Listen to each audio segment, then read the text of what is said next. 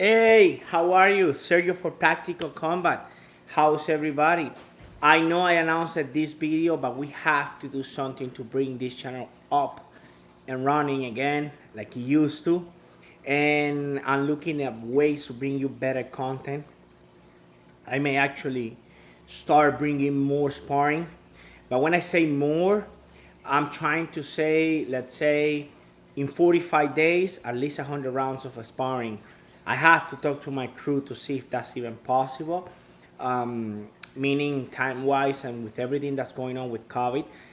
But basically, I wanna say that I have a lot of videos coming up that are already filmed, especially in Mexico with the Mexican boxing, and that's what I'm gonna have, guys. I also wanna review. I also wanna talk to Crew Dave to see if that's possible, to review whenever there is like a big fight in Bellator or UFC or something big coming up, so we can go on ahead and review it. But this video, it's about Kung Fu because as you guys see, I'm training a lot more Muay Thai than Kung Fu lately. And I wanna bring you guys to this topic. I have not abandoned Kung Fu, but the problem is it's hard for me to keep up with what I have because there is so many things when I spar that I have to limit myself using Kung Fu that could be dangerous to the other people. And as you guys know, I am one of the few that can pull off the fancy move. But those fancy moves could cause a lot of damage to the fellow practitioners that train with me.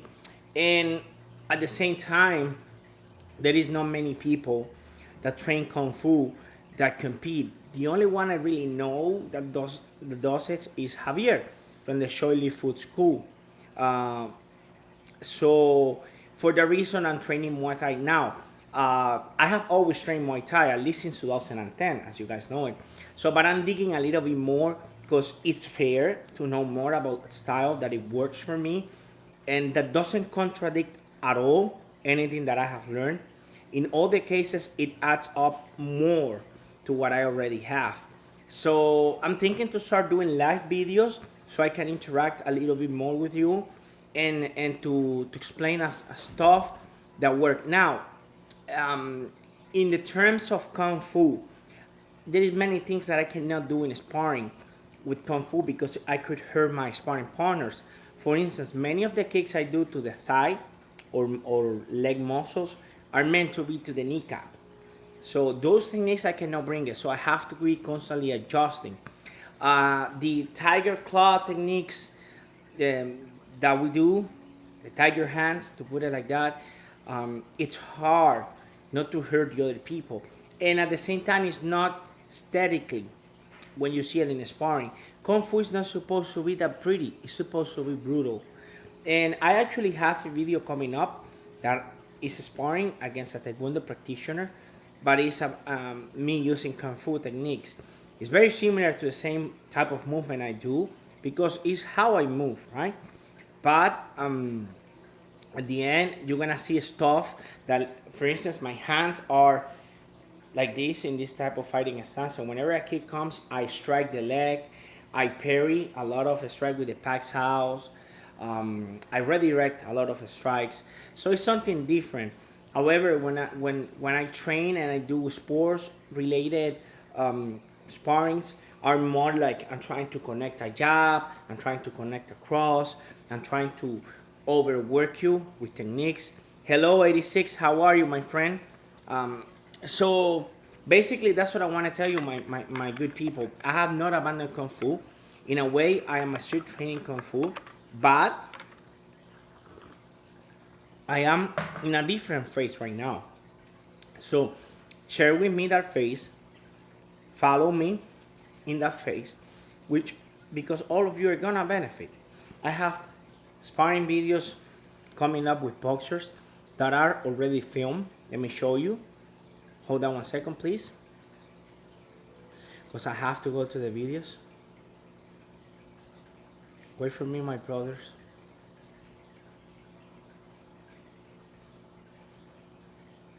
Yeah, like this one, for instance. I have a lot of sparring coming up in a cage, um, with Mexican style boxing. I have kickboxing sparring coming up. I have Muay Thai sparring coming up with professional fighters. All that's gonna be here, guys. All that's gonna be here.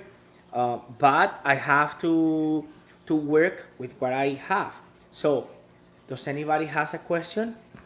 On the other hand, I think that the success of this channel at the beginning was the self-defense techniques, which I also planning to bring on, and the critics to the frauds, like DKO, Check Mace.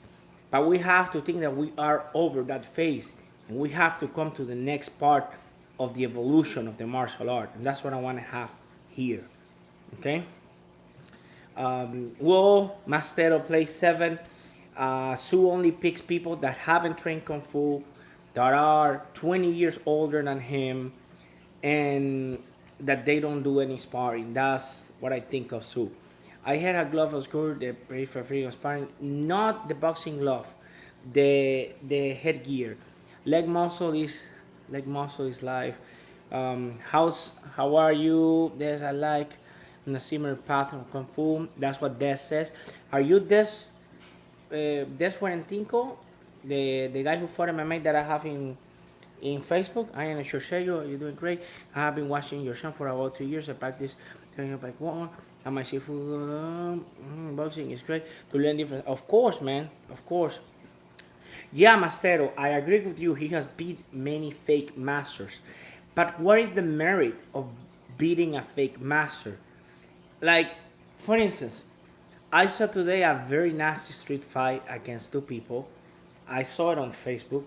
It was very bloody, but it was like nothing. It was like child's play, and they all bruised up. And the only thing that would take to win that fight was just raising the hands. And what is the merit if I go and I beat people on the street who don't know how to fight? There is no merit in that. I run every day. I hit the heavy bag. I spar with people. Bai Hi Kwan Kung Fu is really good. It's really good. Are we talking about the Bai Hi Kwan with the white crane technique that actually Wing Chun's come from? Or are we talking of the Bai Hi Kwan that sounds like Bao San? Are we talking about that one? Just making sure. So Johnny says that he does 3 style of traditional Kung Fu, Ming Sun, Shuai Jiao. Being that said, I think practitioner combat sport and style rule set is important. What's the difference between Kung Fu and Wushu? Okay, we're not gonna go. We're not gonna go what everybody knows that Kung Fu just means total development or total work or skills that you practice until you master the skill. Let's not gonna go into that. But mostly Wushu is the athletic part and the performance part of the Kung Fu techniques. And when I say Kung Fu, I mean the destructive art that is meant for you guys to use on the street, that is meant for you guys to defend against somebody trying to kill you or hurt you. That's what for me is Kung Fu. For me, that's what Kung Fu means. Wushu for me is an athletic performance that's gonna give you a lot of skills, a lot of cardio, and some techniques that you could use, but it's gonna be mostly oriented for you to look good in a demonstration, doing a form to the air. That's the big difference I see between Wushu and Kung Fu, but they mostly mean the same. But to be honest, when you say Wushu, you don't think on Wing Chun, or you don't think on Shaolin Kung Fu, or you don't think on Bao San. You think mostly on people dressed in Chinese Chinese clothing, and jumping and throwing all kinds of flying kicks and using flashy weapons. That's what Wushu mostly is, to be honest with you. Okay, guys, what other Kung Fu channels do you wish to collab with? I haven't thought about that, Javier. I think MMA Shredder would be a good channel to collab with, especially to spar and share a lot of techniques. Yeah, Ramses brings up a really good topic. Is the mixed martial art from the old times. Savid is doing great. He trains Wushu. Yeah, you should do great. It's gonna give you a lot of skills. Oh, this is Des from Instagram. I see, brother. I understand now. Okay, sorry for the mixed up and the confusion. Until by showing those masters who claim where people not come out ready for them, I guess. Good point, Des. Okay, guys, just was a quick video to touch up with you and give you the news of what I've been up to and the training I've been doing and to inspire you to train more. But don't worry, I'm gonna keep bringing kung fu stuff and I'm gonna try to keep bringing self-defense related content. Now, what type of content you guys want to see? Andrew, I have to watch it. Will you care after the podcast, after this video is done, to share a link in the channel so I could watch it, please?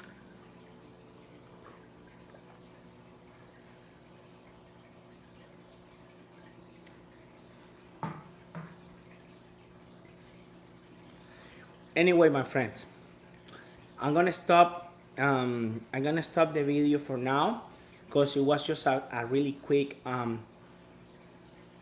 way for me to say hi to you, to bring this channel up. I think I should start bringing more people to do the live videos with me, to explain, explore, and to my Patreons, I have to thank you a lot for the continued support. Um, I'm starting to put more content on the Patreon page. It's just $2 a month. Muhammad Ali versus Bruce Lee in a street fight, who will win? In reality, I think Muhammad Ali will win. Why? Because something that I've been studying lately in psychology of the sport, Bruce Lee didn't spar as much, didn't fight really.